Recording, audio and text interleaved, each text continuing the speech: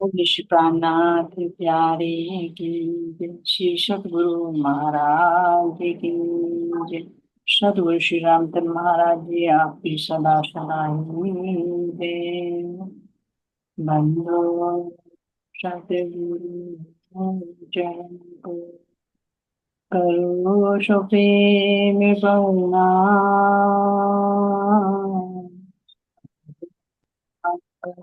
करो धनी देव चंद्र जी नाम।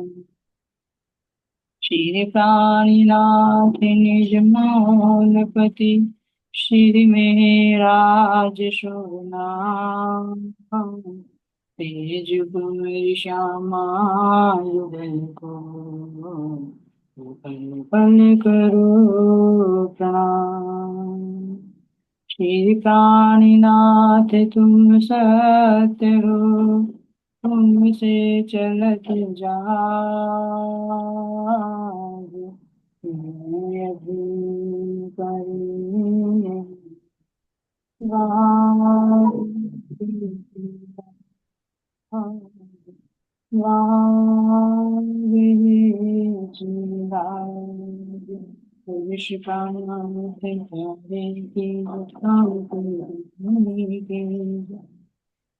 रानाधार प्यारे सुंदर शाह जी, आप सभी के नूरी चरणों में मेरा कोटान कोट प्रेम प्रणाम जी।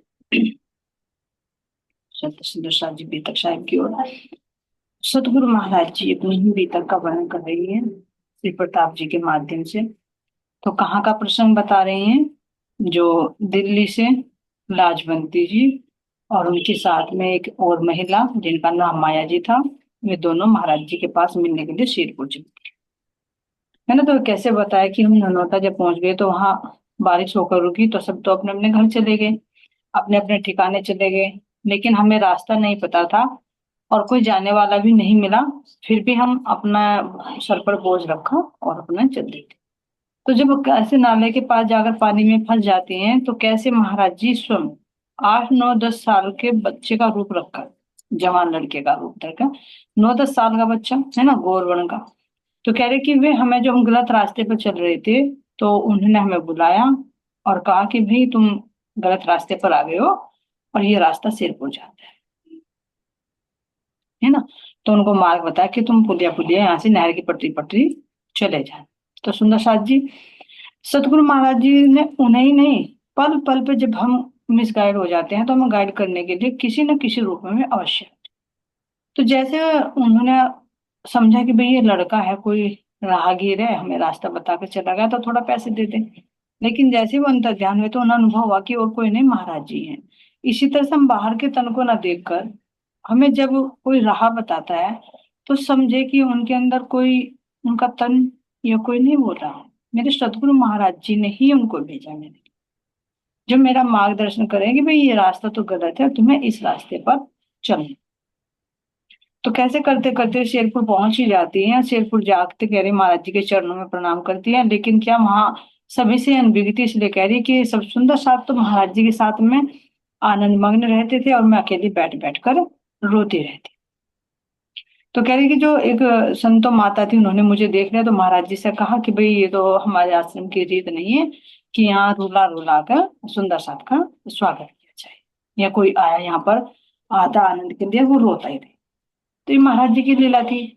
तो महाराज जी ने पूर्ण रूप से नहीं बताया, क्योंकि उनकी बातों में कुछ टेढ़ापन होता है, जो सरल भाषा नहीं होती, हर कोई समझ नहीं पाता। तो उन्होंने कह दिया कि तू अपना काम कर, जो रो रहा है उसको रोने दे, है ना, वो देखने वाला सब देख। तो ऐसे कहकर संतो माता को महाराज जी ने भेज दिया। तो लाजवंती जी बता रही हैं कि ऐसे करते करते मुझे 3 4 दिन हो गए। तो महाराज जी सुंदर साथ के साथ साथ रहते, और उस आनंद का तो सुंदर साथ जी बयान नहीं किया जा सकता कि जो आनंद महाराज जी के साथ में सुंदर साथ में नहीं है ना। ये जो महाराज जी के बीतक है, जो सुंदर साथ के अनुभव है, इनसे थोड़ा सा हम अनुभव कर पा रहे हैं कि किस तरह से महाराज जी ने यहाँ पर रहकर ब्रज रास और जागरण तीनों लीलाओं का आनंद सुंदर साथ। तो यहाँ पर ये कह रही हैं कि एक दिन ऐसा ही हुआ कि जब सुंदर साथ महाराज जी के साथ में कभी बैठकर आम के वृक्ष के नीचे बातें करते, है ना। कभी महाराज जी चुटकुले सुनाते, है ना, और सुंदर साथ को हंसाते रहते। तो कभी बागों में जा जाकर महाराज जी के साथ में आनंद भरे क्रीड़ाएं करते।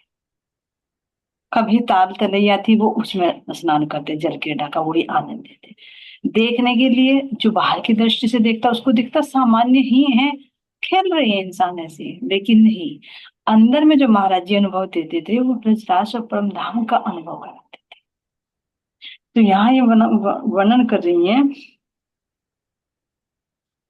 कि जब मैं यहाँ बैठी तो कह रहे देख रहे, हम बोले सतगुरु तू क्यों बीच घुस जाती है। तभी साथ से उठकर बोले चलो बाग में बाहर सब चले। जैसे संतो माता ने कहा तो उनको मना कर दिया महाराज जी ने, और सुंदर साथ को कहा कि चलो चलो बाग में चलते हैं। क्योंकि बाग में तो आश्रम बना हुआ था, कुटी बनी हुई थी, आम का बाग वो भी सी, तो क्यों नहीं उसमें अमृत वन का सुख देंगे महाराज जी। तो महाराज जी के कहते हैं सारे सुंदर साथ चल दिए। तो कह रहे कि वहां खेल खिलावे आज अनोखा, नहीं खेला होगा। अनुभव करें सुंदर साथ जी, है ना। आम की वही सुंदर सुंदर खुशबू, है ना, वही जीवन, वही शीतल छाया, और वही परम धाम का अनुभव। भले ही देखने के लिए यहाँ का बाग दिख रहा है, देखने के लिए यहाँ दिख रहा है, फिर शेरपुर का बाग है तो जंगल में, लेकिन नहीं, मेरे सतगुरु मेरे धाम के धनी जो जंगल में भी मंगल कर देते हैं, तो वही परम धाम का अनुभव, वही अमृतवान की सुगंधी जो हम अपने वनों में खिला पाते, है ना। कभी सतगुरु महाराज जी आगे दौड़ते तो हम सब, कोई स्त्री के रूप में, कोई पुरुषों के रूप में। क्यों? क्योंकि जहां दिव्य आत्मा होती है वहां कोई तन का कोई आड़ा नहीं होता कि जो की दृष्टि से स्त्री है या पुरुष है। ये हमने पन्ना जी में भी देखा है ना, कि जब 11 साल की लीला हुई मां प्राणनाथ जी के साथ में, है ना, तो जैसे लाल दास जी थे, उनकी पत्नी थी, है ना, कितनी थे, अंबोबाई थी, है ना, कितने सुंदर सा, चाहे स्त्री और पुरुष है, उनके अंदर कोई वो नहीं था कि भाई हम स्त्री हैं, क्योंकि हर कोई आत्म भाव में डूबा हुआ था। तो इसी तरह से यहाँ पर भी सब सुंदर साथ खेल रहे हैं। तो महाराज जी ने कहा कि एक ऐसा खेल खिलाते। एक ही खेल का वर्णन है, लेकिन सोचो कि महाराज जी के साथ में कितनी लीलाएं हों। अगर कमरों में मंदिरों में बैठे तो वही परम धाम के मंदिरों का अनुभव, वनों में जाए तो वही दौड़ते हुए हमारे परमात्मा में राज्य महाराज जी नजर आते। भले ही तन अलग है, भले ही काल माया का तन है, लेकिन अंदर में आत्मा, जैसे ब्रज की लीला में अनुभव होता है कि देखने के लिए एक बालक है, लेकिन अंदर में तो हमारे धामधरी हमारे प्रियतम ही विराजमान है। अब अगर झोपड़ी में भी जाते तो सुंदर सुंदर सा अमृत वन में बने हुए जो, है ना, बीच बीच में चबूतरे बनकर जो दोहरिया बनी हुई है, उनका आनंद है। अगर उस पेड़ पर कोई कोयल या तोता, है ना, कोई भी जंगली जीव जंतु दिखाई देते, तो सबको देखकर वो परम धाम की ही स्मृति है। महाराज जी ने कहा कि चलो भाई, आज अमृत वन में चलते हैं, एक ऐसा खेल खिलाते हैं जो तुम्हें कभी खिलाया ही नहीं। कह रही है कि महाराज जी चल दिए, आगे पीछे पीछे सब सुंदर साधन को घेर कर चल दिए, और मैं जो थी, मैं रोती रोती मैं भी पीछे पीछे चल दी, लेकिन किसी से बात नहीं थी। अब महाराज जी सुंदर साथ खेलने लगे उन वनों में, अमृत वन में, और मैं एक किनारे पर बैठी बैठी उनको देखती रही। मैं खेल रही हूँ, मैं रोती रही, मैं खेल रही हूँ, मैं रो रही हूँ। क्यों सुंदर साथी? क्योंकि अभी उस आनंद में नहीं डूबी, एक विरह है। क्योंकि विरह के दिए बिना वो आनंद की सीढ़ी पर चढ़ा ही नहीं जाता। और रोना भी क्यों आता है? क्योंकि अंदर अभी जीव के कोई मैल होता है, कोई विकार होता है, उस विकार को विरह रूपी अग्नि में जलाकर भस्म कर देते हैं, इसलिए रोना। ये लगता है कि सब सुंदर साथ उस आनंद में डूब रहे हैं, और मैं अभागे अलग बैठी हूँ, और सोच रही कि अभी तो सतगुरु मुझे नहीं देख रहे, क्या वे नहीं जानते मैं इतनी दूर से आई। लेकिन अंदर में ग्लानि हो रही, मैंने पत्र भेजा तो भी पत्र का जवाब नहीं दिया था, और अब आई तो अब भी महाराज जी सबके साथ है, लेकिन मुझे कुछ कोई कह ही नहीं रहा। सब रोते हुए भी देख रहे, कोई बोलना, यानी तेरी तो कोई वैल्यू है ही नहीं। ध्यान देना। तो कह रहे कि वो आनंद भरी क्रीड़ाएं करने लगे, जैसे जैसे महाराज जी भी हंसते खिलखिलाते, सब सुंदर साथ भी हंसते दौड़ते, और मैं जितने में दौड़ते इतने में रोते। आखिर में इतना रोना आया, इतना रोना आया कि मैं अलग को हटकर जो हरी हरी धूप थी, मैं उस धूप पर लेट गई और लेट कर औंधे मुंह लेट गई। और औंधे मुंह लेट कर सिसकियां ले लेकर मैं रोने लगी, अंदर से रोने रोना। किसी ने कुछ नहीं कहा। रहेगी सुंदर साथ का महाराज जी के साथ में खेल पूरा हुआ। पूरा होने पर जैसे ही सुंदर साथ में चले, महाराज जी भी आए, तो तुरंत आते ही महाराज जी की ठोकर मेरे से लग गई। जैसे दौड़ रहे थे, महाराज जी आगे आगे और सुंदर साथ और पीछे पीछे, तो महाराज जी की ठोकर लग गई। और लगते ही ठोकर तो मुझे ये लगा, अरे भाई तेरी तो कोई बात, तू तो ठुकराई जा रही है यहाँ पर। क्या करना आई तू इतने दूर से, इतने कष्ट उठाकर आई, या क्या इसीलिए आई है? ना खाना ना पीना, ना कोई पूछ रहा है, कुछ नहीं। वो कह रही और रोना आया। तो उनके शब्दों में सुने, कह रही कि भाग्यहीन दिखे हम सब में, सब पर कृपया बहुत पाई। कि सब पर तो बहुत कृपया नजर आई मुझे, लेकिन मैं अपने आप को बहुत भाग्यहीन समझने लगी कि मेरे पर सतगुरु की कृपया नहीं है, इसलिए मैं इस आनंद से वंचित हूँ। और वास्तव में सुंदर साथ जी, यदि हमारे अंदर अभी कोई विकृति है, तो हम सतगुरु के साथ में वो आनंद नहीं ले पा रहे, यही कारण है। सतगुरु तो कर रहे हैं, जागनी रात हर आत्मा के साथ कर रहे हैं, लेकिन जो आत्मा उस लेवल तक नहीं पहुंची, वो विरह की इस अग्नि में ही तप रही। और ये विरह भी किसी वेदियों को होता है। किसको होता है? जिसको सतगुरु उस आनंद में लाना, उसको वो विरह थी। अन्यथा हम जैसे तो सांसारिक अपने कार्यों में, अपने इंद्रियों के विषय में आनंद में मग्न नहीं, आगे छोटे से डूबे हुए हैं, विरह भी नहीं आता उसके। तो कह रहे हैं, यहाँ ना होगी पूछ हमारे, आत्म बेहद घबराई। कि भाई लाजवंती, अब तो रोई रोई रही थी यहाँ, लेकिन अब तेरे तो पैरों की ठोकर भी रहने लगी। तू तो यहाँ इतनी भी वैल्यू नहीं कि घास के तिनके की तरह। तो कह रही हैं, वही खेल खत्म करके जाते हो, जैसे उन्होंने ठोकर मारी, तो आग भड़क उठी अंदर, और जो अंदर विरह था वो और ज्यादा ज्वाला में परिवर्तित हो गया। अब अंदर में निर्णय कर लिया कि तेरा तो यहाँ तिरस्कार ही तिरस्कार हो रहा है, कोई मान सम्मान है ही नहीं, और जैसे इनके बारे में सुना था ऐसा तो कुछ भी नहीं है। तो भैया अब यहाँ से चलना ही है। 3 4 दिन रो रो के बिता दिए, और कुछ आनंद भी नहीं मिल रहा है। चर्चा में बैठती तो भी रोना ही आता है। तो यहाँ से घर के चलने का विचार बनाया। तो अब पैदल का रास्ता है, तो सोचा कि भाई कोई ना कोई तो मुझे स्टेशन तक पहुंचा दे, ननौता तक।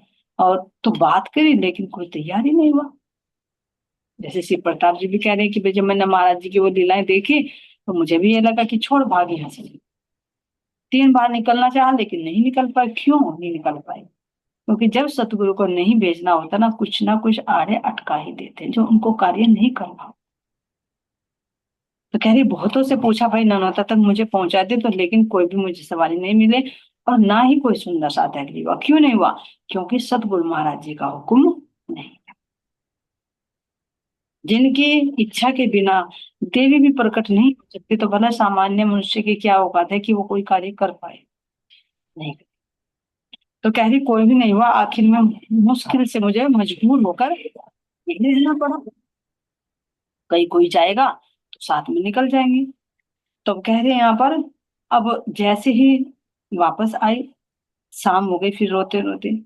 तो कह रहे कि वहां पर दोपहर में जैसे भोजन हुआ, सुबह सोचा कि चल, लेकिन नहीं चल पाए। दोपहर तक देखा तो दोपहर को भोजन लंगर की घंटी बजी, तो सब चले गए भोजन जीमने के लिए। तो वहीं चलता था जहां पर सर्दियों में भंडारा लगता है, अंदर की तरफ है ना, शायद अंदर की तरफ ही है। तो वहां कह रही कि कुआं भी है। कि सब सुंदर साथ तो जीमने चले गए, लेकिन जैसे घंटी बजी तो मैं भी चल दी। लेकिन इतनी हिड़की बन रही थी, इतनी रो रही थी, दिल भर भर कर आ रहा था कि मेरा लंगर लेने का, मैं प्रसाद लेने की भी इच्छा नहीं हुई। अब वहां तक आए तो सब सुंदर साथ जिम रहे हैं, लेकिन मैं वही कुएं की पाल पर बैठकर रोई। अंदर तक लाइन में लगने की हिम्मत नहीं पड़ी। फिर सोचा कि भाई कोई देख ना ले, तो थोड़ा सा बैठी रही, मुंह सा फेर लिया, सब सुंदर साथ ने लंगर जिम लिया। फिर उनके साथ में ही मैं चल दी, लगकर वापस जो लंगर जिम करा रहे थे, तो मैं उनकी लाइन में लग गई, ताकि किसी को ये ना लगे कि भाई इन्होंने लंगर जिमा है नहीं जिमा। तो मैं ऐसे ही उनके साथ में चलती भूखे पेट। अब इतने में कह रही हैं कि वहां पर जो थी, एक दिल्ली की रहने वाली थी, इंद्रो। तो उन्होंने मुझे रोती हुई को देख लिया था और उन्होंने देख भी लिया था कि इसने लंगर भी नहीं जी। देखो सतगुरु महाराज जी की नहीं, कहीं से ना किसी को तो नजर पड़वा ही देते हैं, ऐसी बात नहीं है। अब उन्होंने भी देखा, जैसे संतो माता ने देखा, उन्होंने भी देखा भाई ये जो महिला है ये तो रोई रोई है और आई तो वहां से जरूर निकल कर, लेकिन लंगर तक तो वो नहीं गई, है ना। अब उन्होंने सोचा कि मैं महाराज जी को ही बताऊं, भैया इसका समाधान करेगा कौन, महाराज जी ही कर सकते हैं। गई महाराज जी के पास, तो उन्होंने महाराज जी से जाकर शिकायत की कि महाराज जी एक महिला है और वे दिल्ली से ही आई हुई है, लेकिन नाम हम तो मैं नहीं जानती। पूछा कि कहाँ से है, दिल्ली से आई है, लेकिन मैंने देखा कि वो गई तो लंगर में सबके साथ में, लेकिन उसने लंगर नहीं जीमा और कुएं पर बैठकर रोती ही रही और वापस फिर लंगर वालों के साथ आ गई। अब महाराज जी तो सब जान रहे थे, उसने फिर कहा कि रोने दो जो रो रही है। देखो दूसरी बात संदेश जा रहा है, हम सब सोचते हैं कि महाराज जी कुछ जान नहीं रहे। जैसे हम कह देते हैं ना, किसी को कोई परेशानी हो जाती, महाराज जी ये तो बहुत परेशान है, कुछ सोच करो ना, समस्या का समाधान। क्या महाराज जी को नहीं पता? उन्हें पल पल का पता। तो महाराज जी ने उसको भी यही कहा कि रोने दे उसको, क्या लख रहे हैं लखने वाले, लखने वाले लख रहे यानी देखने वाले देख रहे हैं, उसको रोने दे। तू कर अपना काम, यहाँ क्यों गा रही है आले वाले। तो आले वाले आकर गाने लगे कि ऐसे ऐसे ऐसा हो रहा है, तो तू सर रो रही तो रोने दे, देखने वाला दिख रहा है, उसका जब समय आएगा महाराज वो राज्य महाराज जी अपने आप उसका समाधान। अब ऐसे सुनकर वो भी चले गए। ठीक है भाई, महाराज जी के, क्योंकि किसी की भी हिम्मत नहीं पड़ती थी कि महाराज जी ने जो कह दे कि उसका उल्टा जवाब या उल्टा प्रश्न कोई करे। अभी देखा ना कि जैसे सहारनपुर से चले थे स्टेशन पर आते महाराज जी का डिसीजन बदल गया कि भाई मैं तो वहां पंजाब जा रहा हूँ और शेरपुर तुम जाओ लेकर, जुगलदार जी को कह दिया। तो उन्होंने भी नहीं पूछा कि क्यों महाराज जी कैसे क्यों, क्योंकि उनको पता था कि वो ऊपर का हुक्म, ऊपर का आदेश आता है, तो वे जहां जो करवाना चाहते हैं वो ही करते। तो वे भी नहीं बोली, चुप हो गई। अब यहाँ कह रहे हैं कि जैसे अगर तैसे मैं आगे बिना खाए और बिना खाए भूखा रहा। तो देखा है कि कभी जब रोना आता है, दिल दुखी होता है, तो कोई खिलाते पिलाते या खा ले तो थोड़ा सा मन को शांति से मिल जाती है। लेकिन खाली भूखे पेट आई अपनी कुटी में लेट गई और फिर और ज्यादा रोना आने लगा। फिर आई अपने बिस्तर पर पड़कर फिर रोने लगी। कह रहे कि जब गुरुवार का दिन आया, अगले दिन, ये तो बीत गया समय, अगले गुरुवार का दिन आया, तो हर गुरुवार को यहाँ पर भजन कीर्तन होता था।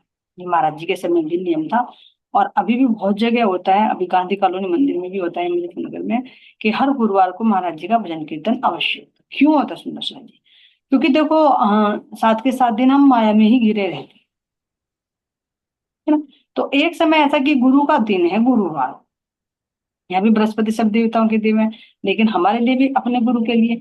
तो ये एक दिन निर्धारित कर देते हैं ताकि अगर अपने आप को हमने नियम में बांध लिया तो ये भजन कीर्तन हो ही जाएगा, चाहे उसमें वाणी चर्चा हो चाहे भजन कीर्तन हो। केवल ये नहीं कि ढोल चिमटे बजा दिए और उस बार का गाना बजाना नाचना कर दे, यही कीर्तन है। सार भरी बातें भी होती है, वाणी की बातें भी, तो ये होनी चाहिए। लेकिन गुरु महाराज जी की कृपा से देखे सुंदर साथी, हमारे तो रोज गुरुवार है। और सदगुरु महाराज जी की मेहर बरसती रहे कि हर रोज ऐसे ही गुरुवार यानी गुरु का दिन, ऐसा कोई भी दिन ना जाए आए जिसमें मेरे गुरु की मुझे याद ना आए, मैं अपने संगत आत्माओं से बैठकर अपने सदगुरु की मीठी मीठी बातें ना करूं। ऐसा कोई भी दिन ना ऐसे, अगर एक आता भी है संडे तो वो भी ऐसा लगता है अरे क्यों आ गया तू। उसमें भी मन डवाडोल होता है, कभी कह देते नहीं होगा, कभी लिस्ट में बना दो तो फिर भी भेज देते भैया आ जाओ मीटिंग में। क्यों होगी? वो सतगुरु का प्यार है, फिर नहीं चाह रहे कि मेरी आत्मा ही अलग हो, वे कुछ ना कुछ बहाना करके बुला ही लेते हैं। तो से ये तो हफ्ते में एक दिन आता है, लेकिन अगर एक दिन भी ऐसा है ना कि गुरु के अलावा वो दिन बीते, तो से पूछे सबसे अशुभ सबसे अमंगल दिन। तो कह रहे कि भाई बृहस्पतिवार का दिन आया गुरुवार का, तो उस दिन कीर्तन आना, तो मैं तो अपने कुटिया में लेटी हुई थी, तो मुझे भी संदेश आ गया, एक आया बुलाने के लिए कि भाई चलो कीर्तन में चलना है। तो जैसे ही उसने कहा, पहले तो मेरी इच्छा नहीं हुई कि भाई मैं नहीं जाऊंगी, बस रोना ही रोना आ रहा। लेकिन फिर कुछ अंदर में आया कि चल, तो उठ गई, यहाँ कम नमी पड़ी पड़ी क्या करेगी अपने। तो कही कि मैं तारतम भवन में गई। तो जाते ही वहां मैंने प्रणाम किया, ये नहीं दिल में आया कि मैं जहाँ सुंदर साथ बैठे तो वहां चले जा, या महाराज जी वहां भजन कीर्तन कर रहे हैं, चर्चा कर रहे हैं, वहां चल, क्योंकि ऐसा सुंदर जी गुरुवार में भी देखो शेरपुर में जहां तक लग रहा है सुंदर साथ भजन कीर्तन करते थे, लेकिन गुरु महाराज जी रामचंद्र महाराज जी अपनी मीठी मीठी वाणी से परमधाम का रस पिलाते और शायद भजन भी गाते हैं, क्योंकि उनके भजन भी कितने ही हैं जो लिखे श्रम महाराज जी के, है ना। तो क्या समा बनता हो, वही लगता है जैसे हम धनी को रोज रिझाते हैं ना, कभी किसी वन में जाकर कभी किसी वन में। तो आज के दिन धनी को ये कह रहे देखो महाराज जी आज हम शेरपुर की जिम्मे पर बैठकर अपने रतन भाई की जुत के साथ आपको रिझा रही हैं बैठकर, है ना। तो वही परमधाम का आनंद। तो यहाँ भजन कीर्तन भी होता, तो उन्होंने कहा कि भाई मेरे भी दिल में कि तू चल, लेकिन दो मन हो रहे, एक कह रहा कि चल, एक कह रहा कि नहीं जा, तू यहीं पड़े रह बस। क्यों सुंदर साथ जी, ध्यान देना, ये द्वंद्व होता है। आत्मा बार बार खींच रही है, जैसे भी घर से निकलते हुए था ना कि चलूं कि ना चलूं, स्वीकार करेंगे कि नहीं करेंगे, दुविधा में थी। एक तरफ आत्मा खींचती है तो एक तरफ मन, अभी भी यहाँ पर भी वही स्थिति बनी हुई है।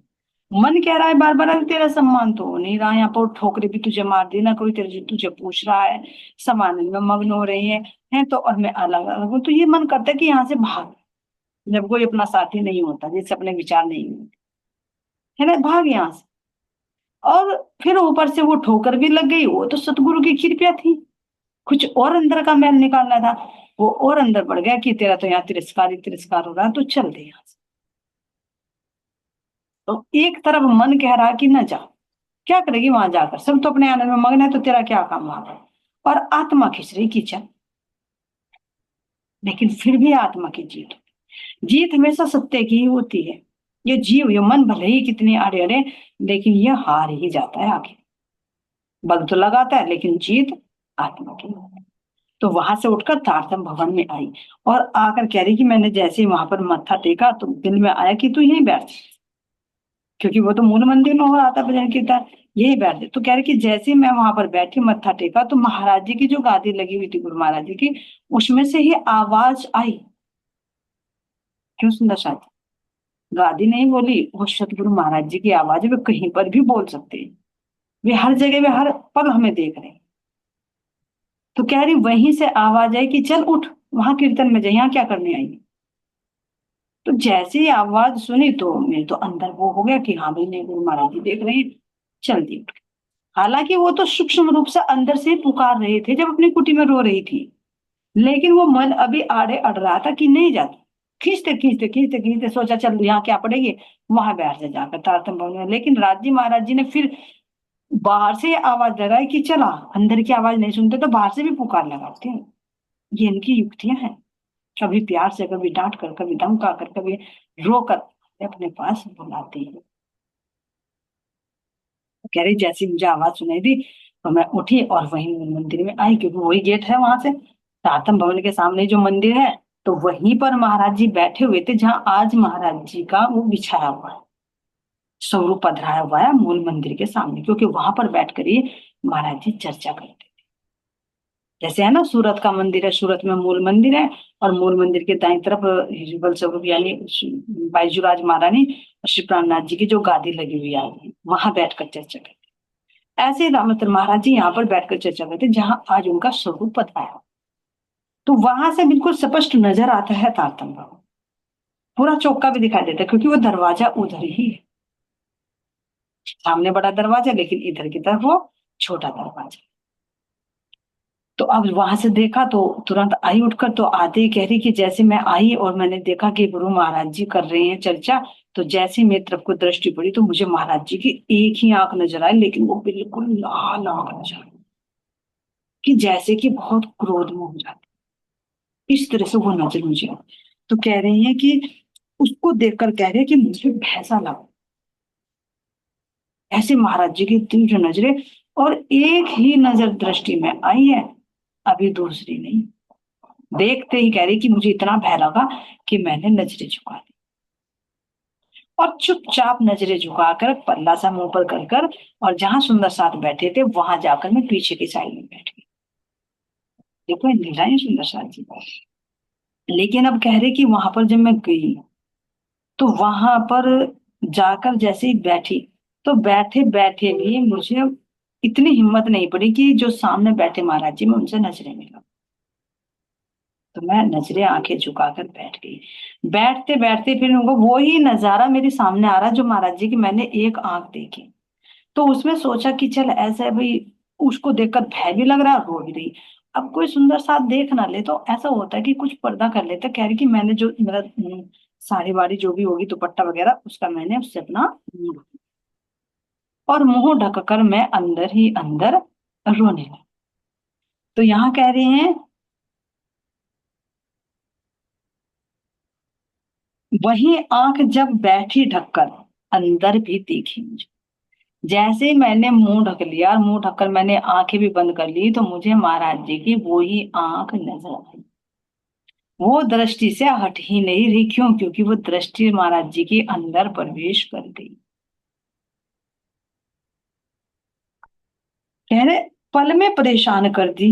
मैं फिर प्रीतम अंदर दिखे। अब कह रही कि अंदर ही अंदर बहुत वो नहीं दिख रही, नहीं दिख रही, वही दिखती रही, वही दिखती रही। तो मैं अंदर ही अंदर बहुत परेशान हो गई। तो जब वो बहुत परेशान होकर मैंने और भी आंखें करके और भी अच्छी तरह से पल्ला कर लिया, तो मुझे महाराज जी अंदर ही नजर आए। उस नेत्र के माध्यम से दिखते दिखते मुझे थोड़ा सा रूप अंदर ही अंदर नजर आया।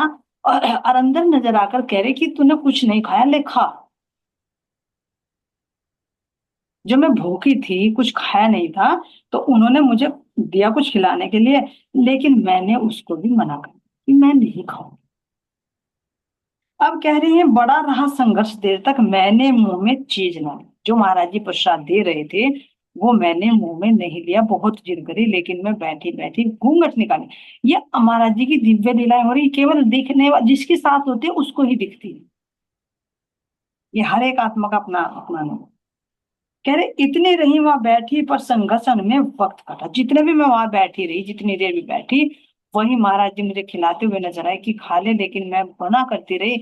और बस यही संघर्षण चलता रहा। आखिर में कह रही कि फिर मैं वहां से उठी, जैसे सत्संग बंद हुआ, मैं उठी और आकर फिर मैं अपनी कुटिया में बहुत तेजी से दौड़ कर आई। और आकर फिर वही जोर जोर से मैंने रोना शुरू कर।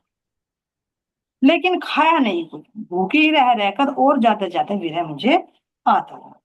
अब इतने में जैसे सत्संग संपूर्ण हुआ, मैं आकर औंधे मुंह पड़कर अपने कुटिया में, झोपड़ी जो भी मंदिर बने होंगे सुंदर सा, आकर मैं लेट गई। तो थोड़ी देर बाद महाराज जी आए। जैसे सत्संग संपूर्ण हुआ तो महाराज जी आए और आकर कह रहे हैं कि जो मैं उल्टी पड़ी रो ही रही थी, तो मुझे हाथ लगाकर मुंह में उठा कि उठ उठ ला जाऊं। अब महाराज जी तो आए, उठ। अब उनसे जैसे ही देखा तो मैं, महाराज जी है तो उठी। उठकर मैंने एकदम उनके चरण लिए। और चरण लेते ही कह रहे हैं कि मैंने उनको एक आसन भी दिया महाराज जी को बैठने के लिए, कि भाई महाराज जी आए हैं तो आप बैठिए। तो कह रहे कि ये मैं यह सुनकर बाहर निकले और महाराज जी तो पहुंचे, आसन बिछा दिया बारी बाहर, दिखे ही वे आ गए। अब जैसे कह रहे कि मैं भी बैठ गई, वे भी बैठ गए। तो महाराज जी कह रहे हैं, क्यों जी तुम रोती क्यों रहती हो, इससे रोने का क्या है? महाराज जी पूछ रहे हैं, भाई तू लाजवंती, ये तो बता, तू रोती रोती रहती है तो क्यों रो रही है, तू क्या कारण है? उसने कोई जवाब, कह रहे हैं कि मैंने कोई जवाब नहीं दिया। बैठ महाराज जी भी बैठे, हुए भी बैठी है, लेकिन महाराज जी पूछ रहे हैं और मैं गर्दन झुकाए बैठी हूँ, उसने नजरें झुकाए। महाराज जी पूछते जा रहे हैं कि क्यों रो रही है, क्या बात है, लेकिन मैंने कोई जवाब नहीं दिया। क्या तुमको कुछ कहा किसी ने? अब नहीं बोली। अरे कुछ बताओ तो भाई, क्या परेशानी है? खाने को नहीं मिल रहा, रहने को नहीं मिल रहा, किसी ने कुछ कहा है? कुछ तो बताओ, जो तुम रोती ही रोती रह गई। कह रही कि मैंने कोई जवाब नहीं दिया। यूं कैसे हम जान सकेंगे, कुछ तो हमको सब समझाओ। महाराज जी कह रहे भैया, जब तक तू अपने दिल का दर्द नहीं बताएगी क्यों रो रही है, तो हम कैसे समझेंगे? लेकिन कह रही कि मैंने अपना मुंह और आंचल से ढक लिया, लेकिन मैंने कुछ भी जवाब नहीं।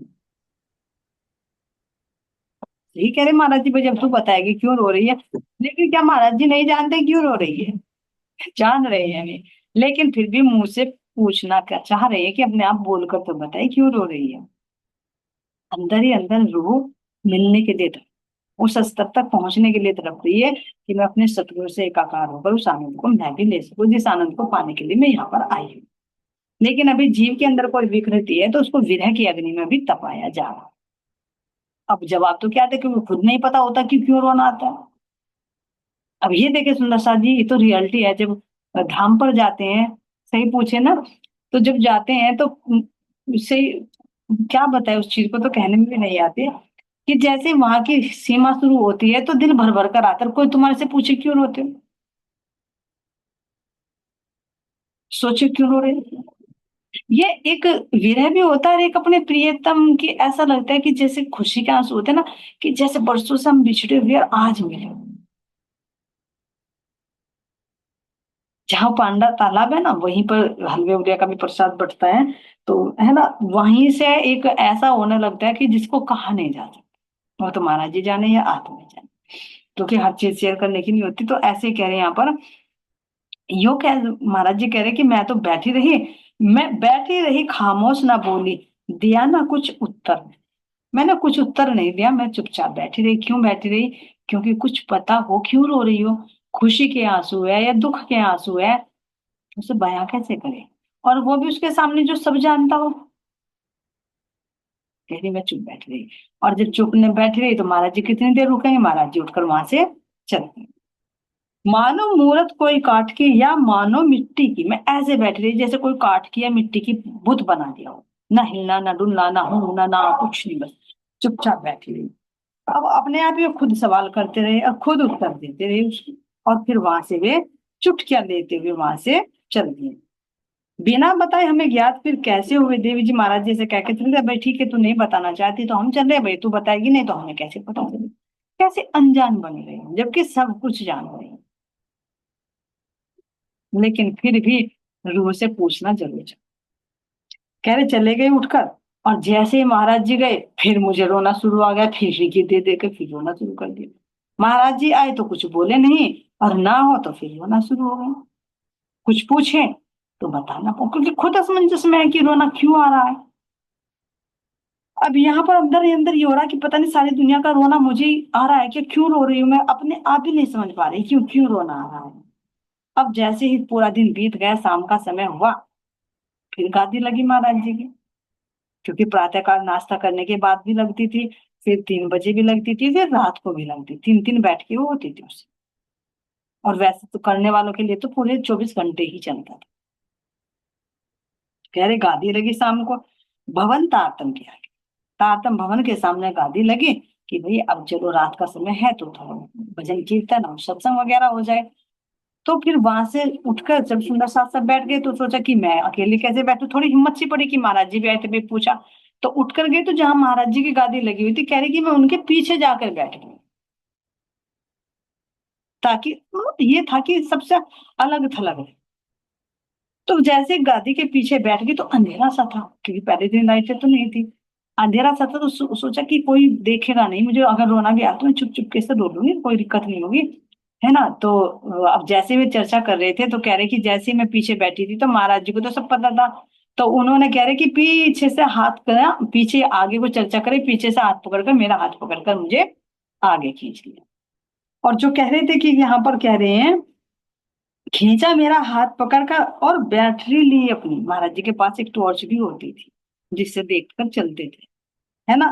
करने लगे आरती मेरी उनकी तो ठहरी थपरी, हाथ पकड़ कर खींच दिया, कुछ कुछ अंधेरा सा है, और टॉर्च लेकर देखने लगे, भैया देखिए यहाँ को कौन बैठा है गद्दी के पीछे छिपकर, कोई चोर तो नहीं है। अरे देख तो लो ऊपर से नीचे तक, तो जो सुंदर साथ बैठे थे वे ढाके लगा लगा कर हंसने लगे, क्योंकि रात की तो सभा ही ऐसी होती है कि अचानक ही कुछ, क्योंकि दुनिया वाले सो जाते हैं और दीवानों की महफिल रात में ही जमती है, तो रात को और आनंद 2 गुना बढ़ जाता है, क्योंकि बाहर से कोई टेंशन नहीं है। और एक ये भी होता है, हेजिटेशन होता है कि अपनी संगी आत्माएं हो तो कैसे भी आनंद की लीला करे, लेकिन अगर एक दूसरा आ जाए तो उस आनंद में भंग पड़ जाए, एक मर्यादा बन जाती। तो यहाँ पर कह रहे हैं कि ऐसे उन्होंने जब मुझे करा तो सुंदर साथ हंसे, तो मुझे और गिल्टी महसूस हुई, ये तो बड़ी तेरी मेरी बेइज्जती हो रही है। बताओ, सबके सामने मेरी बेइज्जती कर दी, मैं तो छुप कर बैठी थी, लेकिन कहाँ छुपेंगे, जहां छुप कर बैठेंगे महाराज जी वहीं से निकाल कर ले आएंगे। रोना अपना और सवाया, रोते रोते रहे रात भर। अब और पहले तो ठोकर मारी थी, अब और रोना आ गया कि भैया सबके सामने भरी सभा में हमारी तो बेइज्जती कर दी, मजाक उड़वा दिया इन लोगों ने। अब सोता रहा सारा साथ, लेकिन मैं रात भर रो रो कर रात कटती। अब जैसे ही सुबह के 4 बजे, क्योंकि महाराज जी को तो पता है कि क्या हो रहा है रात को, कौन क्या कर रहा है। जैसे ही कह रहे 4 बजे, रोते रोते मुझे 4 बज गए, पूरी रात नींद नहीं आई। तो 4 बजे गए तो सतगुरु ने मुझे बुलाया कि भाई लाजवंती यहाँ आओ। अब महाराज जी ने जैसे ही पुकारा तो मैं उठकर अचानक ही चल दी। तो कह रहे कि एक और सुनसान था, रात के 4 बजे सुबह के, एक सुंदर साथ था, उसको महाराज जी ने कहा कि एक कटोरी में जल लेकर आओ। तो जैसे ही कहा कि वो जल लेकर आया, और जल लेकर मेरे हाथ में देकर कहा कि ये चरण धो और इन चरणों को धोकर पी ले। कह रही कि जैसे सतगुरु महाराज जी ने कहा तो मैंने करा। तो जैसे मैंने अपने सतगुरु महाराज जी के चरण धोए, वो चरणामृत मैंने पिया, तो मेरा तो रोना धोना सब रफ जाकर। देखिए, जो विरह की अग्नि में वो जीव तप रहा था, उसे सतगुरु महाराज जी की वो प्रेम रूपी चलनी मिल गई। भले ही बाहर से चलनी दिखा रहे, लेकिन अंदर से चरणामृत है। जो उनकी चलनी है, आनंद से भरी हुई, प्रेम से भरी हुई, वो चरण रूपी जल, वो अमृत, प्रेम रूपी अमृत जब अंदर गया, तो जहां आनंद आएगा वहां विरह कहाँ रहे। विरह रखो चुप कर। क्योंकि जब आत्मा अपने परमात्मा से मिल जाती है तो फिर विरह काहे का, विरह जीव करता है।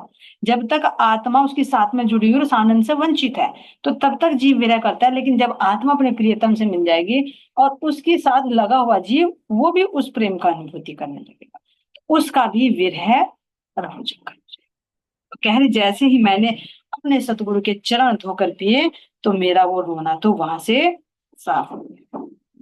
लगा मुझे ऐसा एकदम कभी न रोई हूं जैसे। चरणामृत का पान करते ही मुझे ऐसा लगा कि जैसे मैं कभी रोई ही ना हूं। उस आनंद में मैं मग्न हो गई। हंसी खुशी दिन बीते रहे, दुख से दूर रही है तू, और जैसे सौपन भयंकर से छूट जान बची समझा कर। कि ऐसा लगा कि मुझे कि जैसे मैं बहुत भयंकर दुख में थी और अब मैं आनंद में आ गई। तो जब आनंद आने लगा, तो फिर कह दिया अब तो रुकने का मन करने लगा। अब सुंदर साथ के साथ में भी बोलने का मन करने लगा, महाराज जी के भी पास पास रहने का मन करने लगा। तो फिर कह रही अब मैं फिर बाद में यहाँ पर 15 दिन, 15 दिन समय बिताया मैंने भी यहाँ पर। और इस बीच में मुझे बड़े बड़े आनंद मिले। और जैसे ही सतगुरु महाराज जी जब चर्चा करते थे रात्रि में, तो कई बार मुझे उनके अंदर साक्षात राज जी महाराज जी के दर्शन। तो अपनी आत्मा को ले लेना अपने जरिए, तो फिर रोना धोना क्यों रहेगा, क्योंकि जब तक नहीं मिलेगी जब तक ही रोना धोना।